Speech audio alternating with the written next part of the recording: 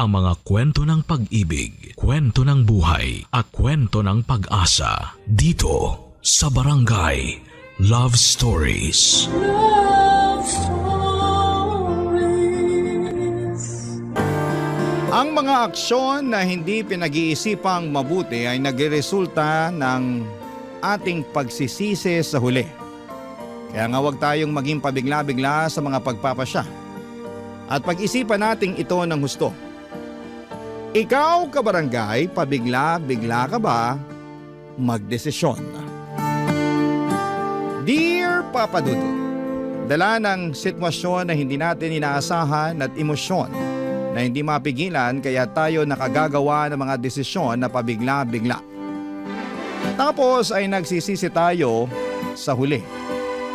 Pero ika nga tao lang, nagkakamali at nadadapa rin. Ang mahalaga ay marunong tayong tumayo, magpatuloy at magpunas ng mga luha. Yan ang eksaktong karanasan na gusto kong ibahagi sa programa ninyong Barangay Love Stories, kaya napasulat ako. Ako nga pala si Clarence, 30 years old at taga Laguna. Ang ikukwento ko ay nangyari noong 20 years old pa lamang ako. College dropout ako at hindi ko lang siguro feel mag-aral, saka mahina ako sa klase kaya madalas akong nahihirapan. Kaya nga nung tumigil ako ay nagalit sa akin ang ate Terry ko. Ang kaisa-isa kong kapatid na nagpapaaral sa akin noong mga panahong yon, Papa Dudut.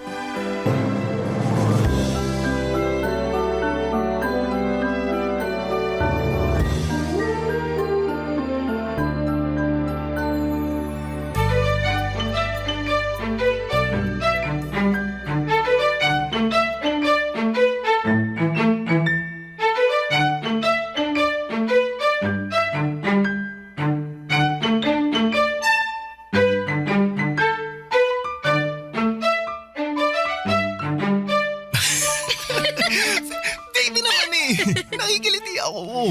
Susibilbil pa lang kiliti mo, ha? Now I know. Uy, ano ba? Tama na. Tama na. Aliw ako pag tumatawa ka eh. Kaya lalo pa kitang kikilitiin. Makahagikik ka naman dyan, Clarence. Ang saya-saya mo pa. Ate, nandiyan ka na pala. Magandang tanghali po, ate. Sino naman yung babaeng yan? Si Emily, ate, girlfriend ko. Girlfriend? Kailan pa naging kayo? Kaninang umaga lang po. Kasasagot ko lang po kay Clarence. Hindi kasi ako tinigilan nitong kapatid niyo eh. Sobrang kulit kaya pinagbigyan ko na. Ay, wow. Baby ko naman Huwag mo na sabihin kay ate. Ay, wow ulit. Sa harap ko pa talaga kayo naglandian, ano? Pasensya na po ah. Hindi lang namin mapigilan eh. Di ba? Wala namang problema yun, pero wala kasing nababanggit si Clarence na may nililigawan pala siya. Kaya nga, gulat na gulat ako na may girlfriend pala siya, tapos dinala niya rito sa bahay ng hindi man lang pinapaalam sa akin. Ate, hindi naman magnanakaw si Emily. Girlfriend ko siya. Hindi ko sinabing magnanakaw siya, pero sana sinabi mo sa akin na may bisita ka pala, no? Baka nakakalimutan mo, bahay ko to. Hindi ko naman nakakalimutan at di ko rin naman inaangkin, kaya huwag kang magtaray ng ganyan. At bakit hindi? May karapatan naman ako. Nako, wag na po kayong mag-away. Hindi kasi maganda sa magkapatid yun. Ineng, Ay. wala akong pakialam sa opinion mo. Wala ka namang alam kung bakit ako nagkakaganito. Yang kasing Clarence na yan ang may kasalanan. Ibis na unahin ang pag-aaral, mas inuna pa talaga ang paghahanap ng karelasyon. Ate, hindi naman si Emily ang dahilan kung bakit tumigil ako sa pag-aaral Ayoko lang talaga. Feeling ko di ko kaya yung college. Ang sabihin mo, wala ka lang tiyaga. Dami-daming kaedad mo dyan ang gustong mag-aral, pero ikaw yung may tsansa kaso binabaliwala mo lang. Sayang naman yung binayad ko sa tuition mo noong mga nagdaang semestre. Di ka naman pala magpapatuloy sa pag-aaral. Ayan ka na naman Anong ginawa ko sa'yo? Nanunumpat ka. Dami mo sinasabi na para bang pinalalabas mo sa harap ni Emily kung gaano ka walang silbi. O bakit? Hindi ba? Siyempre hindi. Bad trip ka naman ate. Pinapahiya mo ako sa girlfriend ko. Ikaw ang nagpahiya sa sarili mo? Ang tanda-tanda mo na pero wala kang kadala-dala. Kung umasta ka, daing mo pa yung musmus na kailangan ng gabay ng magulang. Hala, grabe ka naman sa mga sinabi mo. Ang OA mo masyado. OA na kung OA pero nagsasabi lang ako ng totoo. Excuse me lang po Medyo umiinit na yata rito eh. May aircon ba kayo? Mukha ba kaming may aircon? At kung meron naman, tingin mo ipapagamit ko sa'yo? Ay, grabe naman siya. Buti pa Emily, alis na lang tayo dito sa bahay. Doon na lang tayo sa mall magpalamig. Ay nakakainis kasi dito eh. Buti pa nga. Tara na, baby ko.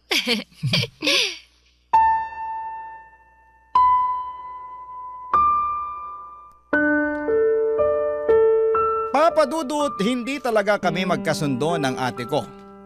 Para kasi siyang galit sa mundo palagi, yun bang pinaglihi sa sama ng loob na madalas kong sabihin sa kanya.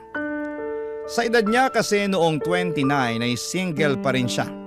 Baka factor na walang lalaki na nagkakagusto sa kanya kaya ganon siya kasungit.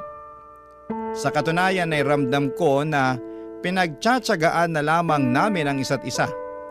Lalo't nangako siya noon sa mga magulang namin bago sila namatay, naaalagaan niya ako.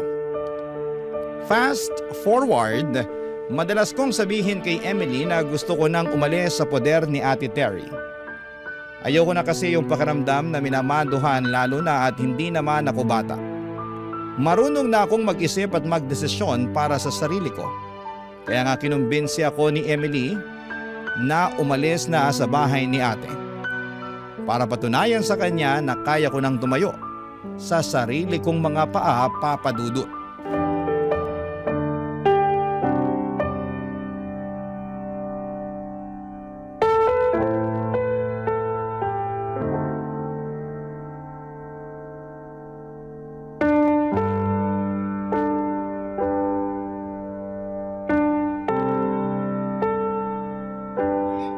Alam mo ate, mabuti pa alis na ako dito sa bahay mo para hindi mo na ako mabubungangaan. Kung hindi ka nabibingi sa sarili mong boses, pues ako binging-bingi na. At saan ka naman pupunta? May matutuluyan ka ba pag alis mo rito? Bakit parang bigla ka yatang nag-aalala sa akin? Nag-iba na ba ang ihip ng hangin? Curious lang ako kasi ang lakas ng loob mo na umalis dito, wala ka namang trabaho. Baka mamaya makita na lang kitang namamalimos dyan sa kalye. Grabe ka talaga sa akin, no? Ayun naman kasi ang totoo. Porke wala pa akong trabaho at asa lang sa'yo, ganyan mo na ako pagsalitaan? Anong klaseng ate ka kung ganun? At ikaw, anong klaseng kapatid ka? Imbis na magsikap ka sa buhay at tulungan yung sarili mo, mas pinili mo pang magrebelde. Hindi pagre-rebelde ang tawag kung gusto ko lang matahimik ang utak ko sa mga sermon at pagbubunganga mo. Akala mo kasi kung sino ka kung makapagsalita, di ka rin naman perpektong tao. Saka baka nakakalimutan mong ate lang kita, ha? Hindi kita magulang kaya wala kang karapatan na kontrolin ang buhay ko. Hindi ko kinokontrol ang buhay mo. Tsaka pinagsasabihan lang kita. Kung hindi mo kayang tanggapin yun, mabuti pa nga na umalis ka na sa pamamahay ko at matuto ng buhay sa labas. Tingnan natin kung hindi ka mahirapan. Gusto mo talaga na mahirapan ako, no? Hindi ko gusto, pero mahirap naman talaga ang buhay Hindi mo alam yun kasi nga ang alam mo lang magpasarap dito sa bahay natin, magbulakbol sa pag-aaral at makipaglandian dyan sa girlfriend mo. Inggit ka lang kasi ako may girlfriend. Samantalang ikaw walang nagkakagusto sa'yo. Alam mo, tingin ko, di ka na magkakaasawi kasi napakasungit mo. Para kang pinagli sa sama ng loob tapos lagi ka pang nakaangil. Pabibilang ko lang yata sa mga daliri ko nang humiti at naging masaya ka. Hayaan mo, pag alis mo rito, mapapadalas ng pagngiti at pagiging masaya ko. Grabe ka talaga. Buti pa si Emily may paki sa akin. Baka naaawa lang sa yung girlfriend mo na yun Anong naaawa? Mahal ako ni Emily. At gusto niya na maging maayos ako kaya nga tinutulungan niya ako para matupad ko na yung matagal ko ng plano na umalis dito sa bahay mo. Ayoko na kasi talaga na makasama ka. Di umalis ka! Aalis talaga ako, hindi mo ako mapipigilan. Wow ha? Sino may sabi sa'yo na balak kitang pigilan?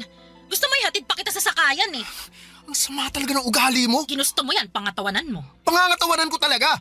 Simula sa araw na to, hindi mo na ako makikita. Papa Dudut, ang daming sinabi ni Auntie Terry pero lahat ng yun ay pumasok lamang sa kaliwa at lumabas din sa kanang tenga ko. Wala na akong pakialam sa kanya dahil desidido na akong magkaroon ng sariling buhay kaya nga malaki ang pasasalamat ko kay Emily dahil inalalayan at tinulungan niya akong maisakatuparan ang bagay na yon.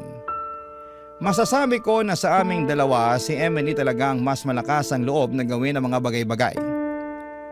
Bago ako umalis sa poder ni Ate Terry ay tinulungan na niya akong maghanap ng maupahang apartment. At nakahanap naman kami noong pasok sa budget kaya masayang masaya ako. Tapos niyaya ko si Emily na lumipat doon para magkasama na kaming dalawa. Hindi na kami mapaghihiwalay ni Ate Terry, Papa Dudut. At wala na ring maninita sa amin. Barangay Love Stories. Barangay Love Stories. Papa Dudut, tuluyan ko na ngang pinutol ang koneksyon ko kay Ate Terry. Hindi ko na siya tinatawagan o tinitext kahit minsan ay nangungumusta siya. Blinako na rin siya sa Facebook at gusto ko na lang magsimula ng buhay na hindi siya kasama kaya nag-focus na lamang ako sa paghahanap ng trabaho. Para meron kaming pambayad sa renta ni Emily. Dahil unemployed pa ako, siya ang nag-aabono ng advance at deposit ng apartment na tinuluyan namin at nangako ako na papalitan na lamang yon. Hindi nagtagal ay nakapasok ako sa isang canteen bilang all-around dishwasher, service crew at minsan ay cook. Saktuhan ng sweldo at hindi pa nga umabot ng minimum. Kaya naman nahirapan akong makapag-ipon ng pera. May trabaho naman si Emily bilang call center agent dahil mataas ang kinikita niya kesa sa akin. Siya ang gumagastos sa aming dalawa hanggang sa nagreklamo na siya. Tapos ay nabuntis ko pa siya kaya lalong nagkanda leche-leche ang lahat, Papa Dudut.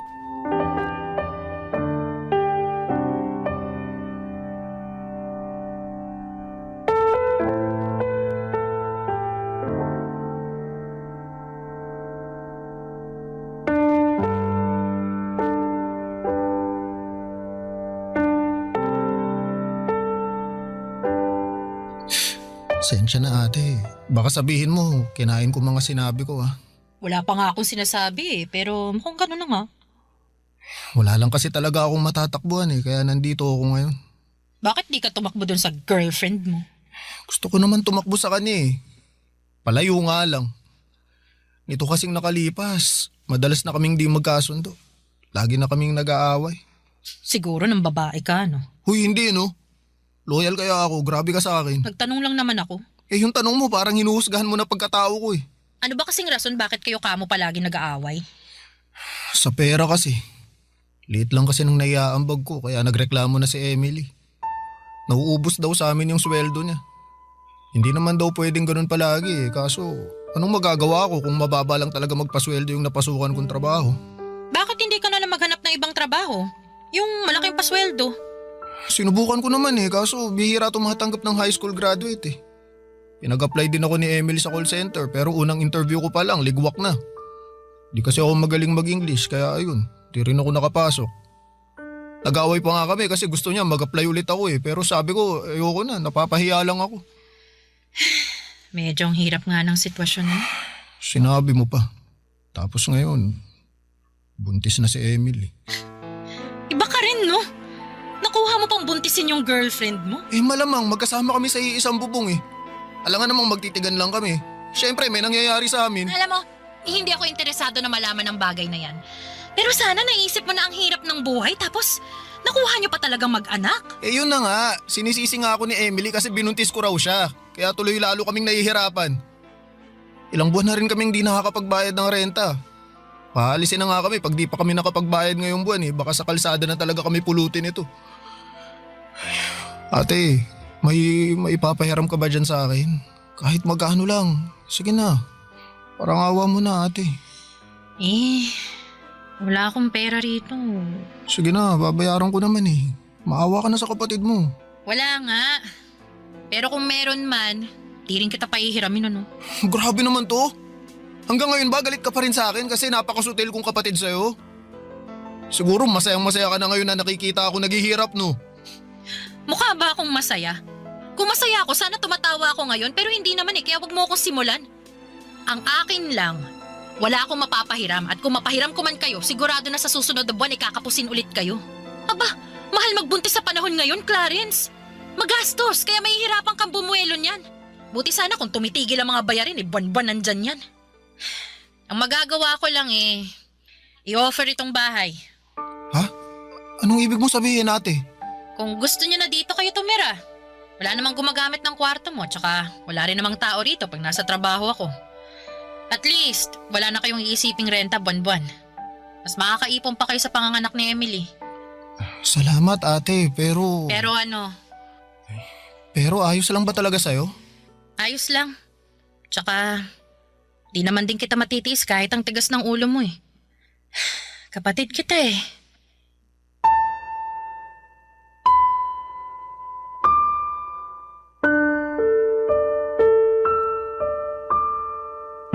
Papadudot, kinain ko talaga ang mga sinabi ko nung umalis ako sa poder ni Ate Terry nang makiusap nga ako sa kanya. Natulungan kami ni Emily. Kaya nga kahit hiyang-hiya ako sa kanya ay tinis ko ang sermon niya sa akin dahil may punto naman ang mga sinabi niya. Pagkatapos ay tinulungan naman niya kami nang alokin niya kaming bumalik na sa bahay niya upang doon na manirahan. Noong sinabi ko kay Emily ang alok ni Ate Terry ay hindi siya natuwa kesyo akala ko raw ba ay gusto ko nang makaalis sa poder ng ate ko ganito ganyan.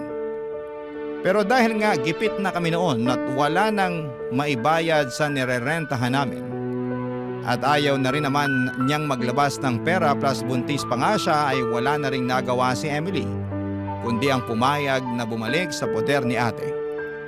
Kaya lang, papadudot, simula noon, palagi na kaming nag-aaway.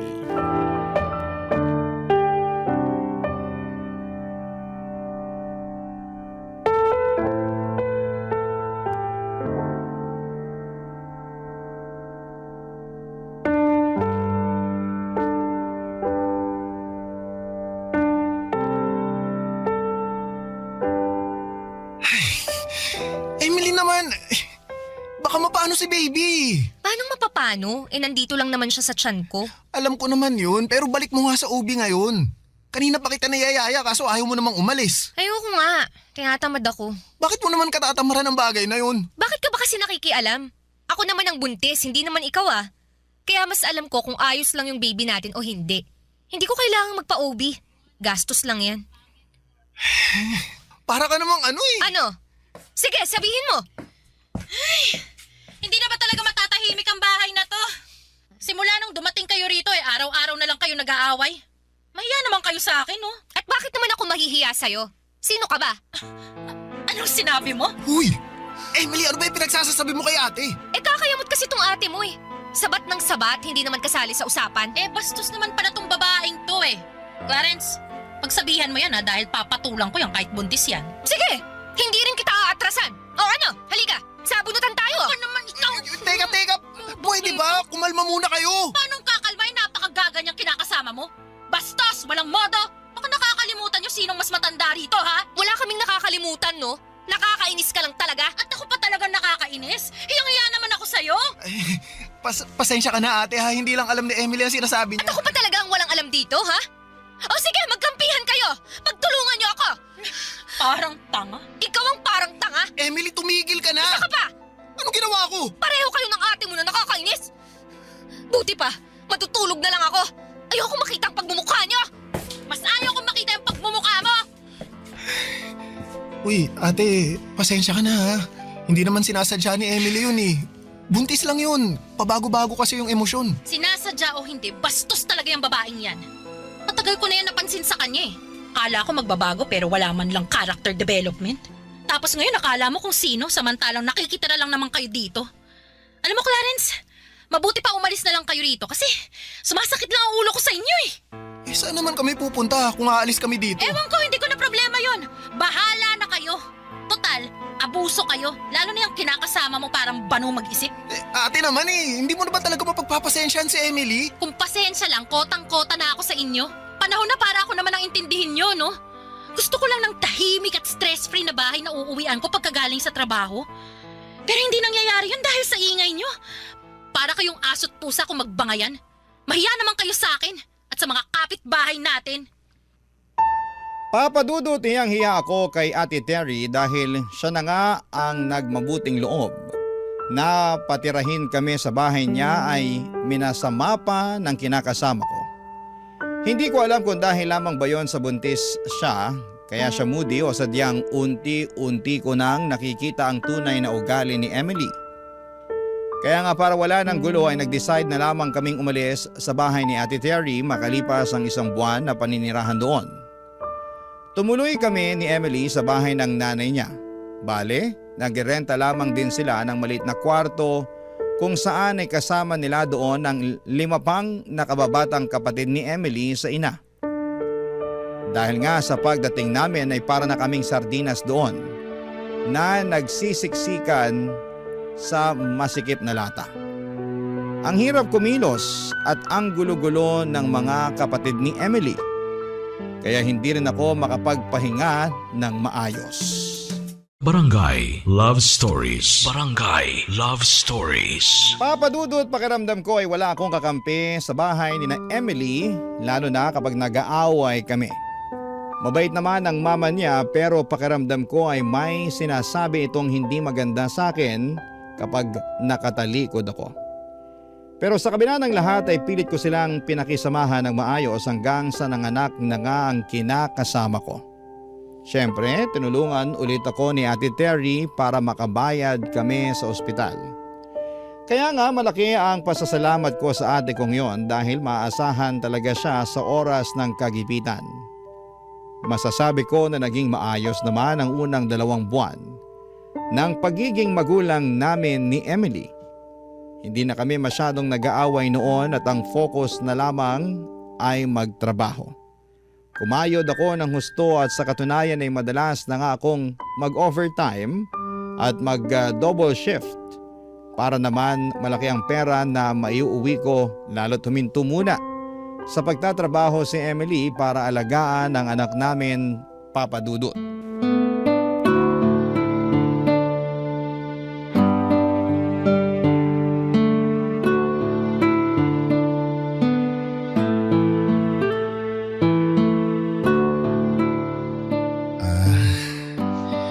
Ito na pala yung sahod ko, Emily. Akin na. Kompleto ba to? Oo naman. Sige ha, bilangin ko. Huh? Ito na yun? Ha? Bingi ka ba o ano? Kako, ito na yung ipinagmamalaki mong sweldo? Oo, yan na yun. Ang kaunti lang naman na ito. Sigurado ka na wala kang kinupit ha? Grabe ka naman. Naniniguro lang. Nag-expect kasi ako na malaki-laking sweldo eh. Kasi halos dun ka na tumira sa pinagtatrabahuhan mo. Pero magkano lang naman yung nadagdag? Ayos ka rin, no? Imbis na magpasalamat ka sa akin, ganyan pa mga salitaan mo. Nakakawalang gana tuloy. Hoy, wala kang karapatang mawala ng gana. Dahil paano didede itong anak mo? Paano ako makakabili ng diaper niya? Sige nga. Baka nakakalimutan mong pamilyado ka na. Tapos hihiritan mo ko ng ganyan. Wala akong nakakalimutan. Pero hindi mo ba ako kayang pasalamatan man lang sa ginagawa ko para sa pamilya natin? Eh bakit kita pasasalamatan? Eh responsibilidad mo yan. Inanakan mo ko kaya cargo mo kami ng anak natin. Lalo ngayon na hindi ako nakakapagtrabaho. Ay nako, kakainis naman eh. Namimiss ko na yung sweldo ko. Buti pa nung wala tayong anak. May sariling pera ako. Pero ngayon, wala. Eh sa liit ng sinesweldo mo eh, sakto lang sa pangangailangan ng anak natin. Naiintindihan ko naman na naiinis ka. Pero hindi ba pwedeng lawakan mo naman ang pangunawa mo? Nagsisikap naman ako eh. Nagtatrabaho ko ng mabuti para sa inyo. Mahirap lang talagang buhay ngayon. Ang sabihin mo, mahina kang dumiskarte. Eh buti pa yung ibang lalaki dyan oh. Ang gaganda ng trabaho, ang lalaki ng sweldo. Buti pa yung ibang babae, yung mga kinakasama nila, sitting pretty na lang sa bahay nila. Samantalang ako, oh, eto, losyang na. Tapos wala pang pera. Mali naman yata na ikumpara mo ako sa ibang lalaki. Pati na rin yung sarili mo. Mali na kung mali, pero hindi ko lang talaga mapigilang mainggit eh.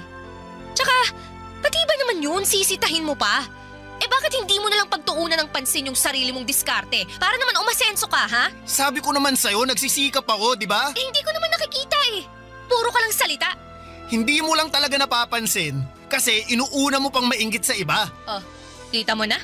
Pati talaga yon, sinisita mo pa. Paano hindi kita sisitahin? Eh nakakapikon ka na. At ako pa talagang nakakapikon? Ha? Palibhasa! Wala kang alam sa nararamdaman ko! Wala ka rin pakialam! Anong klaseng kinakasama ka? Anong walang alam at pakialam? Meron kaya? Hindi ako naniniwala sa'yo! Eh di huwag kang maniwala, problema ko ba yon? Alam mo, Pagod na ako. At gusto ko lang magpahinga kaya pakiusap. Manahimik ka na dyan. Wala akong karapatang magpahinga. Ano sinabi mo? Narinig mo ang sinabi ko. Huwag kang umastang bingi dyan. Lintik na buhay naman to! Oh! Pati itong kinakasama ko, lintik din! Papa Dudut, sobrang aburido ako kay Emily kaya hindi ko na nakontrol ang bibig ko na magsalita ng mga masasakit. Bagay na lalo lamang gumatong sa nagbabaga at mainit-init na naming away. Tapos ay kinantsawan pa kami ng mga kapatid niya at pinagpustahan kung sino sa amin ang kakampihan nila. Siyempre walang kumampi sa akin kaya lalo lamang akong nanliit at nakaramdam na pinagtutulungan nila ako. Noong hindi pa humuhupa ang tensyon sa pagitan namin ni Emily ay pumagitna na ang nanay niya para sawayin at awatin kami. Tumigil na ako pero kung ano-ano pa rin mga sinabi ni Emily kaya napiko na ako at nagdesisyon na lamang na umalis sa bahay nila. Bago ko pa mabigwasan ang pagmumuka ng kinakasama ko. Tapos pumunta ako sa bahay ni Ate Terry. Para kung bata na nagsumbong sa kanya kaya naman galit na galit siya. Kasi inaapi na raw pala ako doon. Gusto niya sanang sumugod kina Emily para raw sa bunutan ng kinakasama ko kesyo wala siyang pakialam kung hindi pa nagtatagal simula ng mga anak ito. Pero inawat ko na lamang si ate at pinakiusapan na pabayaan na lamang niya akong magpahinga sa bahay niya. Kinabukasan, Papa Dudut, ay doon na ako umuwi kina Emily at sermon agad ang pinaalmusal niya sa akin.